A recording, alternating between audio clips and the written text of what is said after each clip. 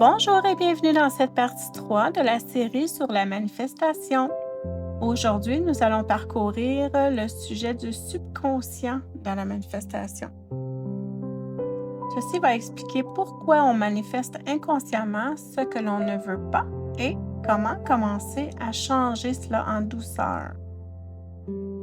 Vous pouvez visualiser autant que vous voulez. Vous pouvez répéter des affirmations, vous pouvez écrire des intentions chaque matin, mais si au fond de vous quelque chose résiste, la manifestation devient difficile, voire même frustrante. Et cette résistance n'est généralement pas consciente. Aujourd'hui, nous allons parler d'un acteur central dans la manifestation, souvent ignoré, mais pourtant décisif, le subconscient. Comprendre le subconscient, ce n'est pas devenir compliqué ou analytique.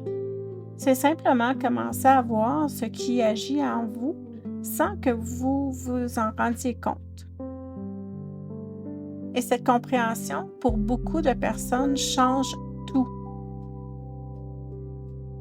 Votre esprit conscient, c'est la partie de vous qui dit « je veux changer »,« je veux plus d'abondance » ou « je veux être dans une autre réalité ». Mais votre subconscient, lui, ne fonctionne pas avec vos désirs. Il fonctionne avec des habitudes, des automatismes, des mémoires émotionnelles et surtout avec la sécurité. On pourrait dire que l'esprit conscient choisit la destination et le subconscient conduit la voiture. Et si ces deux parties ne vont pas dans la même direction, la voiture tourne en rond, elle n'avance pas. Pas parce que vous êtes bloqué, mais parce que le subconscient a une autre priorité, c'est de vous protéger. Voici une chose essentielle à comprendre. Le subconscient ne cherche pas à vous rendre heureux. Il cherche à vous garder en vie, en sécurité et dans le connu. Même si ce connu est inconfortable, si vous avez grandi avec le manque, l'instabilité, de la peur de le perdre ou des tensions émotionnelles, alors inconsciemment, votre système intérieur peut associer l'abondance à un danger, le changement à un risque, le bien-être à quelque chose de non durable. Et quand vous essayez de manifester depuis cet endroit, le subconscient peut freiner, saboter et détourner.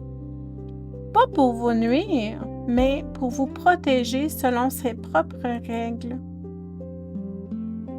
Beaucoup de gens disent « j'attire toujours les mêmes situations ». Mais la vie ne répète pas par hasard. Elle répète ce qui est familier au subconscient. Par exemple, si le stress est familier, vous manifestez des situations stressantes. Si le manque est familier, l'abondance semble difficile à recevoir. Si l'effort constant est familier, le repos paraît inconfortable. Le subconscient préfère une douleur connue à un inconnu potentiellement dangereux. C'est pour ça que l'on peut vouloir consciemment une relation saine, mais inconsciemment être attiré par ce qui ressemble au passé. La manifestation suit la cohérence intérieure, pas la volonté mentale. C'est ici que beaucoup de personnes se découragent. Elles répètent toujours la même chose. Je suis en abondance, tout est facile, je mérite la meilleure. Mais à l'intérieur, le corps se crispe. Une petite voix dit « c'est pas vrai, c'est pas pour moi ». Et ce conflit intérieur crée de la résistance. Le subconscient n'entend pas les mots, il ressent l'émotion sous-jacente. Si l'affirmation crée de la tension, de l'inconfort ou de la culpabilité, elle ne reprogramme rien. Elle met simplement en lumière un décalage. La bonne nouvelle, c'est que le subconscient n'a pas besoin d'être forcé. Il a simplement besoin de douceur, de répétition, de sécurité et de cohérence.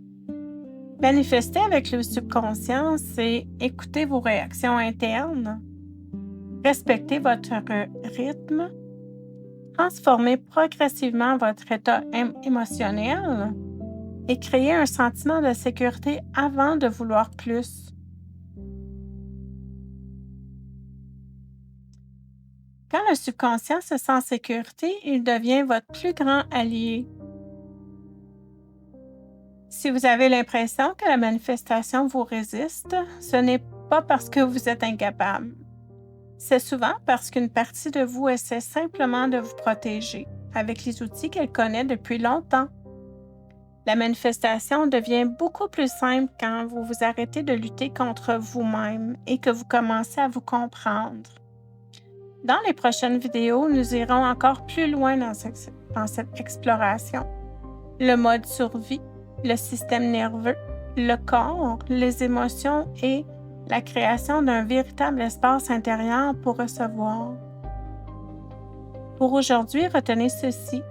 La manifestation n'est pas un combat mental, c'est un dialogue intérieur. Le changement ne commence pas quand vous forcez l'univers. Il commence quand vous devenez un espace sûr pour accueillir ce qui vient. Merci d'avoir écouté, j'espère que cela vous aura aidé. Passez une belle journée et à la prochaine!